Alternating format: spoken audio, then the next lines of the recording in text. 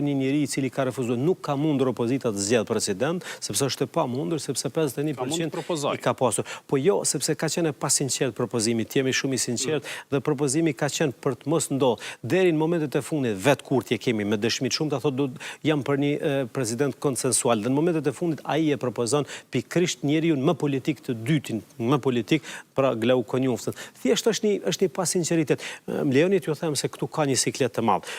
Unë nuk e di se si do t'jetë.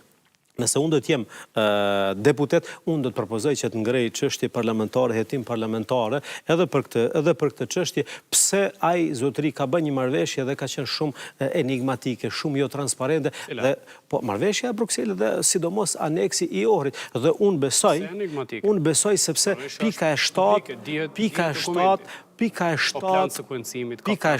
është gogja djegës për ne, sepse do me thënë është vetë menaxhimi.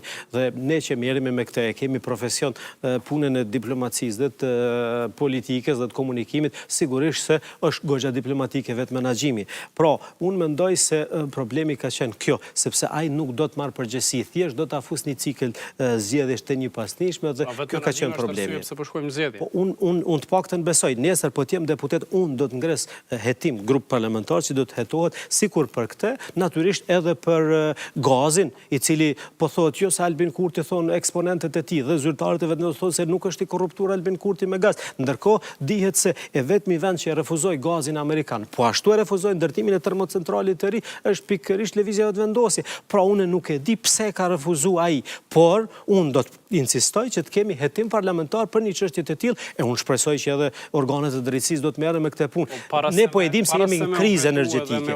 Jemi në këto kriza. Këto komisione duhet më votu presidenti.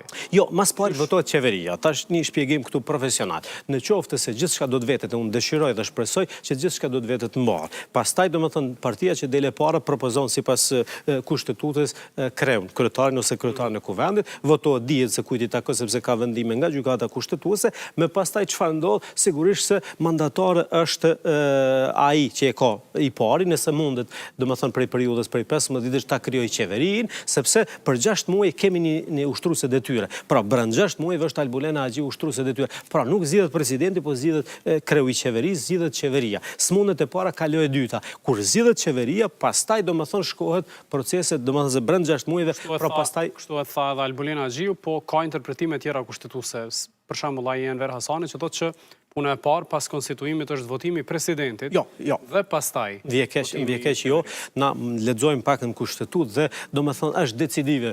Kreu I kuvendit për 6 muaj nga dita e marrjes është në mandat. Pra brenda 6 muaj, nuk mund t'i kalojë 6 muaj, po brenda 6 muajve ai vazhdo të merret. Dhe tash sipas kësaj kushtetute, domethënë sigurisht se ka interpretime arbitrare që për mua vjen keq, por është e paqëndrueshme kjo. Thjesht zgjidhet qeveria, më pastaj kalohet tek zgjedhja e presidentit. Nuk e di nëse ushtrimet e tyre stazëm është edhe kryetari I gjykatës kushtetuese opsion, po megjithatë mbetet shihet, po sidoqoftë nuk mund procedohet, nuk mund të implementohen ligje, nuk mund të kryhen projekte kapitale, as investime, as asgjë tjetër nëse s'ka president, ose e dyta ose e treta, varësisht se si procedon kuvendi. Po pikërisht kjo është taktika e kërcënimit, është shumë e thjeshtë. Qytetarët janë para dy zgjedhjeve. Duan që të zgjedhin shantazh, duan që të shkojmë cikël zgjedhore, domethënë është lëvizja e vendosje ajo e cila domethënë prodhon kriza. Dhe është alternativa opozitare me theks veçantë e udhëhequr nga e djathta e bashkuar në emblemë e Lirisë Demokratike, e cila domethënë do të